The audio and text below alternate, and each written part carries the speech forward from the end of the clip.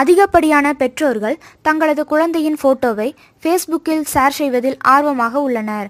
இதனால் உங்களது நண்பர்கள் மற்றும் உறவினர்கள் குழந்தையின் வளர்ச்சியையும் சுட்டித்தனத்தையும் கண்டு மகிழ முடிகிறது.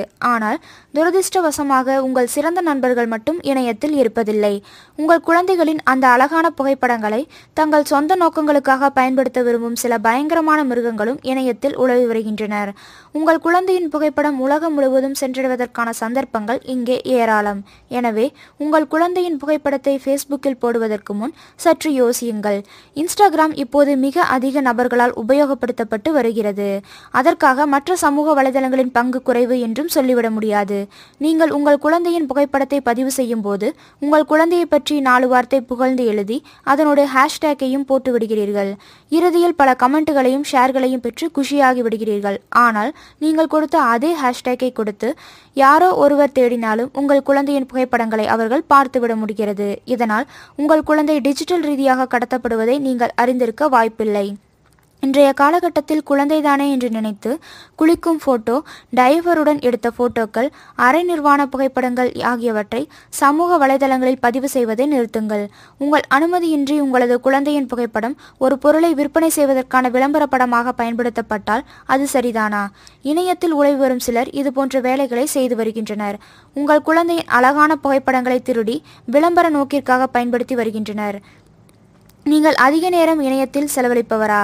உங்கள் ஃபேஸ்புக் நட்பு வட்டாரத்தில் எத்தனை போலியான ஐடிகள் இருக்கின்றன? அவை உங்களுக்கு மறைமுகமாக செய்யும் தீமைகளை உணர்வது அவசியம்.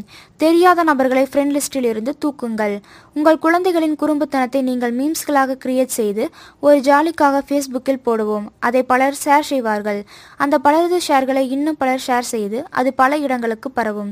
இதை சிரிப்பதற்காக பயன்படுத்தினாலும் உங்கள் குழந்தை ஒரு நகைச்சுவைக்குரிய விஷயமாக இணையத்தில் பரவுவது பெற்றோரான உங்களுக்கு மகிழ்ச்சியை தராது.